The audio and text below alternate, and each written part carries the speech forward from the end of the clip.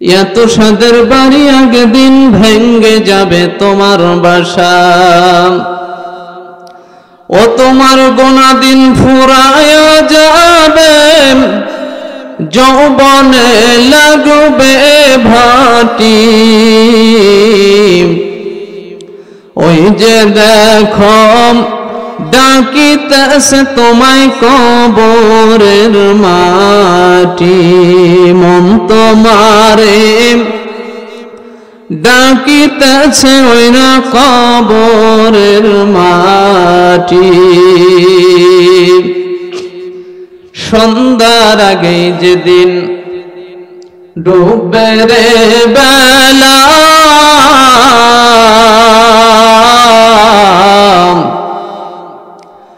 এক পলকে ভেঙ্গে যাবে তোমার রঙ্গেরি মেলা।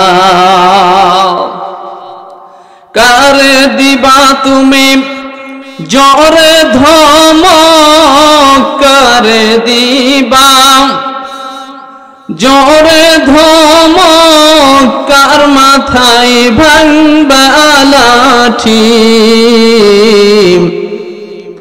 ওই যে দেখো ডাকিতেছে তোমায় কবরের মাটি। খবর পেয়ে আসবে আত্মীয় স্বজন,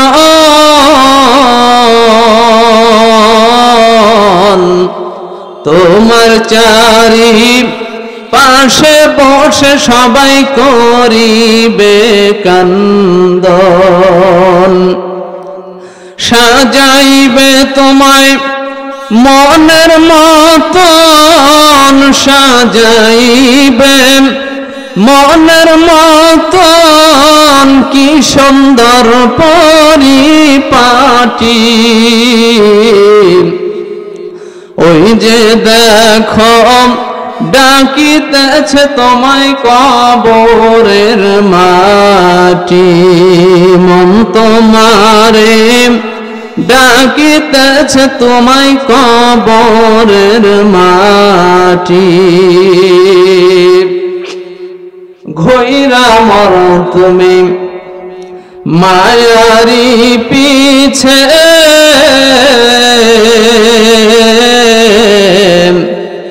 এত আশার ভালোবাসা সবই সকলেই মিছে। কোন দিন জানি আইসা পরে, কোন দিন জানি আইসা পরে, আজরাইলের হাতের চিঠি। ওই যে দেখো ডাকিতেছে তোমায় কবরের মাটি, মন তোমারে ডাকিতেছে ওই না কবরের মাটি। আল্লাহ তাবারক তাআলার দরবারে লাখ কোটি শুকরিয়া, যে মহান প্রতিপালক, যে মহান সৃষ্টিকর্তা আমাকে আপনাকে হায়াত নামক জিন্দেগিতে জীবিত রেখে তার হুকুম এশার নামাজ আদায় করার পর জান্নাতের বাগান কোরআনের মাহফিলে বসার সুযোগ দান করলেন। সকলে বলি আলহামদুলিল্লাহ। লক্ষ কোটি দরুদ ও সালাম দোয়া বর্ষিত বিশ্ব মানবতার মুক্তির সনদ আল্লাহ পাকের নবীর প্রতি, সকলে বলি সাল্লাল্লাহু আলাইহি ওয়াসাল্লাম। সম্মানিত উপস্থিতি, আপনারা সবই জানেন বাংলার জমিনে এমন জালেম ছিল, ওই জালেম যদি এখন পর্যন্ত থাকতো তাহলে এইখানে এত সুন্দর কোরআনের মাহফিলের একটা ব্যবস্থা করার মতো সুযোগ ছিল না আমাদের। আল্লাহ পাকের দরবারে লাখ কোটি শুকরিয়া জানাই যে আল্লাহ পাক যে জালেম বাংলাদেশ থেকে বিদায় করেছেন, যার কাজ ছিল শুধু আলেম ওলামার দিকে দৃষ্টি নিক্ষেপ করেছে। কথা বলেন ঠিক কিনা? বাংলার জমিন অন্যান্য দেশে দেখা যায় জেল, জুলুম, জরিমানা যা কিছু হয়, চোর, ডাকাত, বদমাইশ, গুন্ডা ইত্যাদি মানুষের জন্য কিন্তু বাংলার জমিনের জেলটা ভরে গেছে একদম আলেম ওলামা দিয়ে। কথা বলেন ঠিক কিনা? আল্লাহ পাক রব্বুল আলামিন সেই জন্য দেখায় দিয়েছে যে 5 তারিখে গ্রাম অঞ্চলে একটা ভাষায় আমরা কথা বলি, নদীর এপার গড়ে ওপার ভাঙে, এই তো নদীর খেলা, সকালবেলার ধনী তুমি ফকির সন্ধ্যাবেলা। ক্ষমতার দাপটে ন্যায়কে অন্যায় করেছ, অন্যায়কে ন্যায় বানাইছ, নিরপরাধ আলেম ওলামাকে জেলের ঘানি টানাইছ, নিরপরাধ আলেম ওলামার পরিবারের চোখ, মানুষের চোখ থেকে রক্ত ঝরাইছ। সময় আসবে এমন, আল্লাহর ওলি বলেছিলেন, সময় আসবে এমন পালাবার জন্য ইঁদুরের গর্ত খুঁজে পাবে না, সেই সময় এখন মিলে গেছে। কথা বলেন ঠিক কিনা? সম্মানিত উপস্থিতি, ওইদিকে যাব না। আমি কোরআনুল কারীম থেকে সূরাতুল হুজরাত একটা আয়াত তেলাওয়াত করেছি। সূরাতুল হুজরাত 13 নম্বর আয়াত। এই আয়াতকে কেন্দ্র করে কিছু কথা বলবো। ওমা তাওফিকি ইল্লা বিল্লাহ।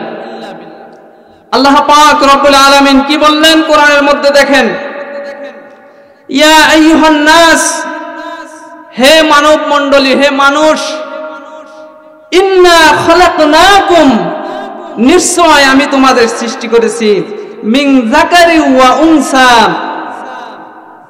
আমি তোমাদের সৃষ্টি করেছি একজন পুরুষ এবং একজন নারী থেকে। জোরে বলেন, কি থেকে? একজন পুরুষ এবং আরেকজন নারী। পুরুষটাকে বাবা আদম আলাইহিস সালাতু ওয়াস সালাম, আর নারীটাকে মা হাওয়া আলাইহিস সালাতু ওয়াস সালাম। আপনি কোরআনেরটা নেন,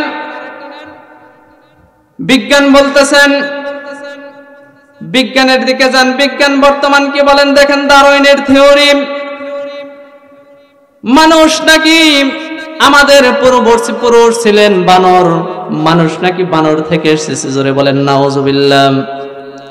সম্মানিত ভাইয়েরা আমার, আল্লাহ পাক রব্বুল আলামিন বললেন, ইয়া আইয়ুহান নাস, হে মানব মণ্ডলী, হে দুনিয়ার মানুষেরা শোনো, ইন্না খালাকনাকুম, নিশ্চয় আমি আল্লাহ পাক রব্বুল আলামিন তোমাদেরকে সৃষ্টি করেছি, মিন যাকারি ওয়া উনসা, একজন পুরুষ এবং একজন নারী থেকে। পুরুষটা হলো বাবা আদম আলাইহিস সালাতু ওয়াস সালাম, আর নারীটা হলো মা হাওয়া আলাইহিস সালাতু ওয়াস সালাম। আল্লাহ পাক রব্বুল আলামিন জান্নাতের মধ্যে বাবা আদম আলাইহিস সালাতু ওয়াস সালামকে পাঠাইলেন, জান্নাতের মধ্যে মা হাওয়া আলাইহিস সালাতু ওয়াস সালামকে পাঠাইলেন। পাঠানোর পরে দুইজন কিছুদিন যাওয়ার পরে আল্লাহ পাক রব্বুল আলামিনের একটা আদেশ অমান্য করলেন। একটা আদেশ অমান্য করার কারণে আল্লাহ পাক রব্বুল আলামিন বাবা আদম আলাইহিস সালাতু ওয়াস সালাম এবং মা হাওয়া আলাইহিস সালাতু ওয়াস সালামকে দুনিয়ার জমিনে পাঠাইয়া দিলেন। পাঠানোর পরে বাবা আদম আলাইহিস সালাতু ওয়াস সালাম দুনিয়াতে কখন আসলেন? ইমামে খাজেন লেখেন, বাবা আদম আলাইহিস সালাতু ওয়াস সালাম দুনিয়ার জমিনে আসলেন সকালবেলা। আমরা যখন ফজরের নামাজ আদায় করি, এই ফজরের নামাজের সময় একটা মায়াবী পরিবেশ থাকে। এই মায়াবী পরিবেশের সময় বাবা আদম আলাইহিস সালাতু ওয়াস সালাম দুনিয়ার জমিনে আসলেন। 350 বছর, 360 বছর মতান্তরে 460 বছর বাবা আদম আলাইহিস সালাতু ওয়াস সালাম কাটলেন। কাদার পরে একদিন হঠাৎ করে বাবা আদম আলাইহিস সালাতু ওয়াস সালাম আল্লাহর কাছে বলতেছেন, রব্বুল আলামিন, দুনিয়ার জমিনে আমাকে দুনিয়ার জমিনে পাঠিয়ে দিয়েছ, আরশে আজিমে তোমার নামের সাথে আরেকজন তোমার বন্ধুর নাম লেখা দেখেছি। আল্লাহ পাক রব্বুল আলামিন তোমার ওই বন্ধুর উসিলায় তুমি আমাকে মাফ করে দাও। আমার আল্লাহ পাক রব্বুল আলামিন জানায় দিলেন, আদম রে শোনো, এই নামের উসিলা ধরে তুমি যদি আগেই ক্ষমা চাইতাম, আমি আল্লাহ পাক রব্বুল আলামিন তোমাকে অনেক আগেই মাফ করে দিতাম। জোরে বলেন সুবহানাল্লাহ। তোমাকে অনেক আগেই আমি মাফ করে দিলাম। বাবা আদম আলাইহিস সালাতু ওয়াস সালামকে কিছু শব্দ আল্লাহ পাক রব্বুল আলামিন শিক্ষা দিলেন। তার অন্তরের মধ্যে ভরে দিলেন। আমার সাথে সবাই বলেন রব্বানা যালামনা আনফুসানা ওয়া ইল্লাম তাগফির লানা ওয়া তারহামনা লানাকুনান্না মিনাল খাসিরিন। বাবা আদম আলাইহিস সালাতু ওয়াস সালাম 350 বছর মতান্তরে 460 বছর কাটলেন। আল্লাহ পাক রব্বুল আলামিন তাকে মাফ করে দিলেন। ভুল করেছে বাবা আদম আলাইহিস সালাতু ওয়াস সালাম, অনুতপ্ত হয়েছেন, আল্লাহ পাক তাকে মাফ করে দিয়েছেন। কিন্তু দেখা যায় বাংলার জমিনে কিছু কিছু মানুষ আছে ভুল করি, আল্লাহ পাকের কাছে আমরা ভুল করি কিন্তু অনুতপ্ত হই না, ক্ষমা চাই না। আল্লাহ পাক রব্বুল আলামিন তার দয়ার দরজা সব সময় খোলা থাকে, রহমতের দরজা সব সময় খোলা থাকে। যেরকম নবী মুসা আলাইহিস সালাতু ওয়াস সালামের জামানায় নবী মুসা আলাইহিস সালাতু ওয়াস সালাম আল্লাহর কাছে বললেন, রব্বুল আলামিন দুনিয়ার জমিনে এমন একটা মানুষ আমাকে পাঠাও, আমার সামনে পাঠাও যেই মানুষটা তোমার জাহান্নাম কামাই করছে। আল্লাহ পাক রব্বুল আলামিন জানায় দিলেন, মুসা রে শোনো, তুমি তোমার বাড়ির সামনে যে 3 রাস্তার মোড় আছে ওইটাতে চলে যাও, দেখতে পাইবা, দেখার জন্য চলে যাও। ওই যে 3 রাস্তার মোড়ে চলে গেলেন, দেখতে পাইলেন একজন আল্লাহর বান্দা মাসুম একটা বাচ্চাকে কাঁধে করে নিয়ে যাচ্ছে।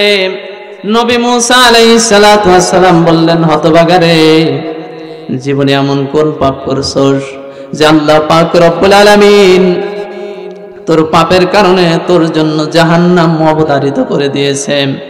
বিকাল বেলায় নবী মুসা আলাইহিস সালাতু ওয়াস সালাম বিকাল বেলায় আবার বললেন, আল্লাহ জান্নাতে একজন মানুষ তুমি কি আমাকে দেখাইবা? আল্লাহ রব্বুল আলামিন বললেন, তোমার বাড়ির ওই পাশের রাস্তায় তুমি চলে যাও। নবী মুসা আলাইহিস সালাতু ওয়াস সালাম সেখানে চলে গেলেন। যাওয়ার পরে নবী মুসা আলাইহিস সালাতু ওয়াস সালাম দেখলেন সকালবেলা যেই মানুষটাকে দেখেছিলেন আবার বিকাল বেলায় ওই মানুষটা আবার এসেছেন। নবী মুসা আলাইহিস সালাতু ওয়াস সালাম ডাক দিয়ে বলতেছে, রব্বুল আলামিন সকালবেলা যেই মানুষটাকে তুমি বললা জাহান্নামী, এখন আবার দেখতেছি ওই মানুষটাকে তুমি জান্নাতি বলে ঘোষণা দিলা, কারণটা কি? আল্লাহ রাব্বুল আলামিন জানায় দিলেন, নবী মুসা রে শোনো, সকালবেলা যখন এই মানুষটা যাচ্ছিলেন, পাপী মানুষ, ওই যে কাঁধের উপর বাচ্চাটা তুমি দেখতে পাইতেছ রে মুসা, শোনো, মরুভূমির মধ্যে দিয়ে যাওয়া হয়েছে, মরুভূমির মধ্যে দিয়ে যাচ্ছে, হঠাৎ করে বাচ্চাটা উট দেখে প্রশ্ন করলেন যে বাবা এটা কি? বাবা বললেন এটা হলো উট। বাচ্চাটা বললেন উটের চাইতে বড় কি আছে? বাবা বললেন উটের চাইতে বড় হলো মরুভূমি। মরুভূমির চাইতে উঁচু কি আছে? বলে উঁচু আছে পাহাড়। পাহাড়ের চাইতে উঁচু কি? এইভাবে বলতে বলতে এক পর্যায়ে বললেন সবচেয়ে বড় আল্লাহ। বাচ্চাটা এবার বললেন আব্বাজান আল্লাহর চাইতে বড় কি? বাবা উত্তর দিলেন আল্লাহর চাইতে বড় হলো আল্লাহর রহমত। আল্লাহর চাইতে বড় হলো আল্লাহর রহমত। এ মুসা রে শোনো, এই কথা বলার কারণে আমি আল্লাহ পাক রব্বুল আলামিন তার জন্য এত খুশি হয়ে গেছি, এত খুশি হয়ে গেছি, সাথে সাথে ওই মানুষটার জিন্দেগির সমস্ত গুনাহ খাতা আমি আল্লাহ পাক মাফ করে দিয়েছি। সম্মানিত ভাইয়েরা, মানুষ দুনিয়ার জমিনে মানুষ মাত্রিক ভুল করতে পারে, কিন্তু ভুল করলে তার আবার অনুতপ্ত হতে হয় যে আল্লাহ পাক আমি ভুল করেছি, আমাকে তুমি ক্ষমা করে দাও। মানুষ মাত্রিক তার ভুল রয়েছে, কিন্তু বাংলার জমিনে দেখা যায় কিছু কিছু মানুষ যাদের ভয়ে কোরআনের মাহফিলে আলেম ওলামারা কথা বলতে পারত না, যাদের ভয়ে কোরআনের মাহফিল কেন, মসজিদের মেহরাবে বসে একজন আলেম হক কথাগুলো বলতে পারতো না, এখন কোথায় তারা? সেই জন্য কবি বলেছেন, তোমার ভয়ে থাকতো মানুষ ছিল বাহাদুরি, ভাবনি হাওয়ায় ওরা তুমি যে রঙিন ঘুরি। কাইয়া কাদের নাম শোনেন নাই? ওর ভয়ে মানুষ থাকে নাই। এখন কাইয়া কোনে কাউ কাউ করতেছে তা আল্লাহ পাক রব্বুল আলামিন ভালো জানে। সম্মানিত উপস্থিতি, এবার আসুন, আমি বলতেছিলাম আল্লাহ পাক বললেন, ইন্না খালাকনাকুম মিন যাকারিন ওয়া উনসা, আমি তোমাদেরকে সৃষ্টি করেছি একজন পুরুষ এবং একজন নারী থেকে।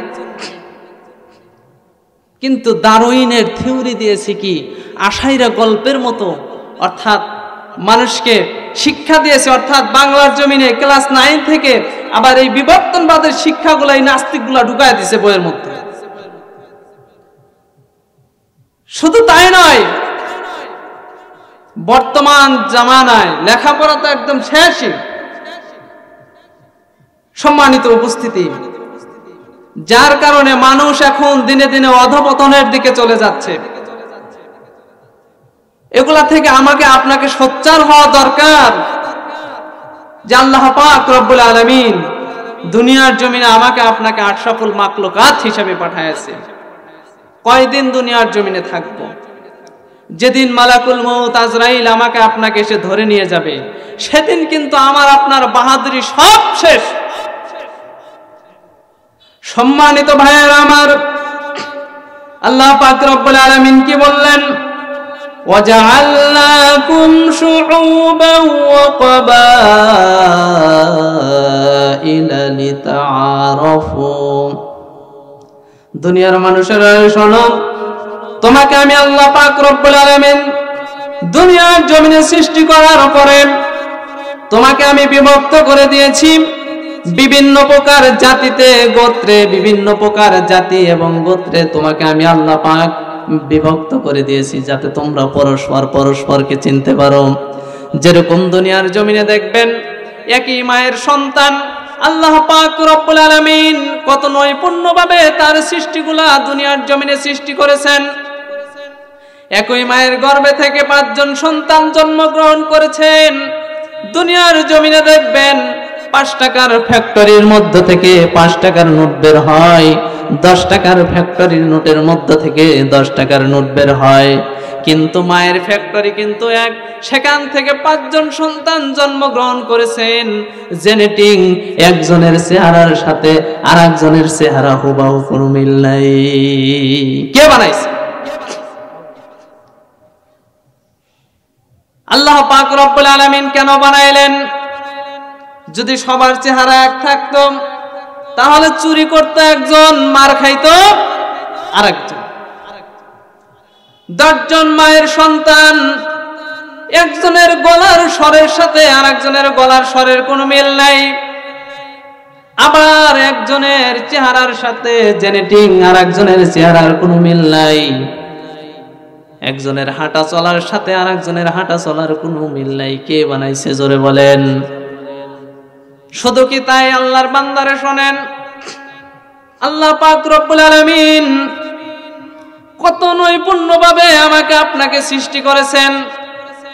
দুনিয়ার জমিনে দেখা যায় গরু ঘাস খায়, গরু ছাগল ঘাস খায়, লতা পাতাগুলা খায়। তাদের মুখের মধ্যে আল্লাহ পাক রব্বুল আলামিন দাঁত দিয়েছেন। জোরে বলেন, দাঁত দেয় কি দেয় নাই? দাঁতগুলা চ্যাপ্টা দাঁত। গরুর দাঁতগুলা চ্যাপ্টা, ছাগলের দাঁতগুলা চ্যাপ্টা, তৃণভোজী প্রাণীগুলার দাঁতগুলা চ্যাপ্টা। আর যেগুলা মাংসাশী প্রাণী, যেরকম বাঘ, ভাল্লুক, কুকুর, শৃগাল, এগুলা হলো মাংসাশী প্রাণী, যেগুলা মাংস খেয়ে বেঁচে থাকে, অপর জীবকে ধরে শিকার করে যেগুলা বেঁচে থাকে। মাংস খাওয়ার জন্য আল্লাহ পাক রব্বুল আলামিন ওই জীবগুলার দাঁতগুলা সুচালু করে দিয়েছেন। জোরে বলেন সুবহানাল্লাহ। দাঁতগুলা কি করে দিয়েছেন? সুচালু, চোখা করে দিয়েছে। কিন্তু আল্লাহ পাক রব্বুল আলামিন দুনিয়ার জমিনে মানুষ পাঠাইছেন। মানুষ জাতির মধ্যে এই যে দেখেন আমাদের মুখের মধ্যে যে দাঁতগুলা রয়েছে, আমরা কিন্তু তৃণভোজ করি, অর্থাৎ তৃণও খাই, শাকসবজি খাই, মাছ মাংস এগুলা খাই। আল্লাহ পাক রব্বুল আলামিন আমাদের মুখের মধ্যে দুই ধরনের দাঁত দিয়েছেন, চ্যাপ্টা দাঁতও দিয়েছেন, সুচালো দাঁতও দিয়েছেন। চ্যাপ্টা দাঁত দিয়ে বান্দা বান্দি তৃণভোজন করবে, শাকসবজি খাবে, আর সুচালো দাঁতগুলা দিয়ে বান্দা বান্দি বিভিন্ন প্রকার গরু ছাগল ভেড়া মহিষের গোস্তগুলা খাবে। এই জন্য কিছু কিছু ভাই আল্লাহ পাক রব্বুল আলামিন এই জন্য মানুষের মুখের মধ্যে সুচালো দাঁতও দিয়েছেন। জোরে বলেন সুবহানাল্লাহ। চ্যাপ্টা দাঁতও রয়েছে মুখের মধ্যে, আবার সুচালো দাঁতও আমার আপনার মুখের মধ্যে রয়েছে। দেখেন কত নৈপুণ্যভাবে আল্লাহ পাক রব্বুল আলামিন আমাকে আপনাকে সৃষ্টি করলেন। দুনিয়ার জমিনে তাকায় দেখেন, মানুষ যখন সৈন্যরা যুদ্ধের ময়দানে চলে যায়, সৈন্যরা যখন যুদ্ধের ময়দানে চলে যায়, যাওয়ার পরে এই সৈন্যগুলা যাওয়ার আগে তাদের দাঁতের ছাপ নেওয়া হয়। দাঁতের ছাপগুলো নেওয়া হয়। কেন নেওয়া হয়? যদি যুদ্ধের ময়দানে যাওয়ার পরে মানুষটা দুনিয়ার থেকে বিদায় গ্রহণ করলেন, চেহারাটা পুড়ে গেল, ঝলসে গেল, লাশটা নির্ণয় করা যায় না, যেটা অমুক ব্যক্তির লাশ এটা নির্ণয় করা যায় না, কিন্তু দাঁতের ছাপ রেখে দেয়। এই দাঁতের যেই ছাপ, এই দাঁতের ছাপ দেখে দেখে মানুষের লাশটা নির্ণয় করা যায়। শুধু কি তাই, আবার আপনার এই বডির মধ্যে আল্লাহ পাক রব্বুল আলামিন কত নিয়ামত দান করেছেন। চক্ষু দ্বারা দেখি, হাত দ্বারা কত কাজ করি। আল্লাহ পাকের বড় নিয়ামত চক্ষু মোবারক। চক্ষু দুইটা যদি চলে যায়, দুনিয়ার জমিন অন্ধকার অন্ধকার। চক্ষু দুইটা যদি আল্লাহ পাক না দিত, আল্লাহ পাক রব্বুল আলামিন কিয়ামতের ময়দানে যদি ওঠার পরে বলে, বান্দারে বান্দা বান্দিরে শোনো, দুনিয়ার জমিনে আমি তোমাকে এত নিয়ামত দান করলাম, আমার জন্য কি এনেছো? কেউ কিন্তু হিসাব দিয়ে এক পা সামনে যেতে পারবো না। কথা বলেন ঠিক কিনা? যদি নবী আমাকে আপনাকে, আমার রাসূল যদি আমাকে আপনাকে সুপারিশ যদি না করে, তাহলে কিন্তু সেদিন আমি আপনি ধরাশায়ী হয়ে যাব। আমার নবী কেমন ছিলেন, কেমন মায়ার নবী ছিলেন। আমার নবী যেই রাস্তা দিয়ে যেত, মেশক আম্বারের ঘেরান পাওয়া যেত। শুধু তাই নয়, আল্লাহর নবীর এমন সুন্দর চেহারা মোবারক থেকে যখন ঘামগুলা জড়ায় পড়তো, সাহাবীরা এই ঘামগুলা নিয়ে মেশকে আম্বারের ঘেরান পাইতো। জোরে বলেন সুবহানাল্লাহ। সেই জন্য কবি বলেছেন, রহমতে আলম নবী নূরে মুজাসসাম, সাহাবীরা তোর বানায় ওই নবীজির ঘাম। বলেন না, সাহাবীরা তোর বানায় ওই নবীজির ঘাম। চিনো মানো জানো কেমন আমার নবীজি, যাহার পাগল চন্দ্র সূর্য তারকারাজি। বলো, যাহার পাগল চন্দ্র সূর্য তারকারাজি। বাবার শুনবানি সুন্দর কাহিনী, জান্নাতের ওই রুমে রুমে লেখা নবীর নাম। বলো, রহমতে আলম নবী নূরে মুজাসসাম, সাহাবীরা তোর বানায় ওই নবীজির ঘাম। উস্তনে হান্নানা একটা খেজুর গাছের নাম, যাকে ধরে খুতবা দিত রাসূল আকরাম, গাছটা নবীর বিরহে কাঁদিতে রহে। হতবাগ হইলেন যত সাহাবায়ে কেরাম, বলেন রহমতে আলম নবী নূরে মুজাসসাম, সাহাবীরা তোর বানায় ওই নবীজির ঘাম। সম্মানিত উপস্থিতি, বলতেছিলাম আল্লাহ পাক রব্বুল আলামিন কত নৈপুণ্যভাবে আমাকে আপনাকে সৃষ্টি করলেন। যদি চোখ দুইটা জন্মগতভাবে অন্ধ করে দিতেন, আমার আপনার এই জীবনের কোনো দাম ছিল না। আল্লাহ পাক রব্বুল আলামিনের এত নাজ নিয়ামত দুনিয়ার জমিনে আমি আপনি দেখতে পারতাম না। শুধু কি তাই রে আল্লাহর বান্দা, সমস্ত শরীরের অঙ্গ প্রত্যঙ্গ আল্লাহ পাক রব্বুল আলামিন দান করেছেন। সমস্ত অঙ্গ প্রত্যঙ্গগুলা কাজ করলে ব্যথা হয়। জিহ্বাও তো আমার আপনার একটা অঙ্গ। সারাদিন এই জিহ্বা দ্বারা কথা বললেন, কখনো কই জিহ্বা তো ব্যথা হয় নাই। এত কথা বলার পরে জিহ্বা তো ব্যথা হয় নাই। শুধু তাই নয়, আল্লাহ পাক রব্বুল আলামিন এই জিহ্বার মধ্যে সব কিছুর স্বাদ আল্লাহ রব্বুল আলামিন দিয়ে দিয়েছেন। জোরে বলেন সুবহানাল্লাহ। সব কিছু আপনি কি খাইতেছেন? খাসির গোশত খাইতেছেন, খাসির গোশতের স্বাদ পাইতেছেন। গরুর গোশত খাইতেছেন, গরুর গোশত স্বাদ পাচ্ছি আমি আপনি। সম্মানিত উপস্থিতি, এত নৈপুণ্যভাবে আল্লাহ পাক রব্বুল আলামিন আমাকে আপনাকে সৃষ্টি করলেন। একদম নিখুঁতভাবে আমাকে আপনাকে সৃষ্টি করলেন। তারপরেও যদি আমি আপনি সেই আল্লাহ পাককে না চিনি, সেই আল্লাহ পাকের আদেশ নিষেধগুলো যদি আমি আপনি না মানি, তাহলে মানুষ হিসাবে দুনিয়ার জমিনে আমার আপনার এসে কি লাভ? কি লাভটা পেলেন কি? আমি দুনিয়ার জমিন থেকে যখন বিদায় নিয়ে কবরে চলে যাবেন, মৃত্যুবরণ করার পরে আল্লাহর নবী সাল্লাল্লাহু আলাইহি ওয়াসাল্লাম একদিন হঠাৎ করে সাহাবায়ে কেরামদের নিয়ে বসে আছেন। সাহাবায়ে কেরাম রাদিয়াল্লাহু তাআলা আনহু দেখলেন চার বিহালার কাঁধে করে একটা লাশ যাচ্ছে। সাহাবায়ে কেরাম রাদিয়াল্লাহু তাআলা আনহু ডাক দিয়ে বললেন, ইয়া রাসূলুল্লাহ, ইয়া হাবিবাল্লাহ, ওই যে প্রথম ব্যক্তি চলে যাচ্ছেন, লাশ নিয়ে যাচ্ছেন, অত্যন্ত একজন ভালো মনের মানুষ ছিলেন, অত্যন্ত একজন ভালো মানুষ ছিলেন। আল্লাহর নবী বললেন, ওয়াজিবাত লাহুম জান্নাত, আল্লাহর জান্নাত তার উপর ওয়াজিব হয়ে গেছে। জোরে বলেন সুবহানাল্লাহ। কিছুক্ষণ পরে আবার ওই রাস্তা দিয়ে আরেকজন ব্যক্তির লাশ চলে যাচ্ছেন। চার বিহালার কাঁধে করে একটা লাশ নিয়ে যাচ্ছেন।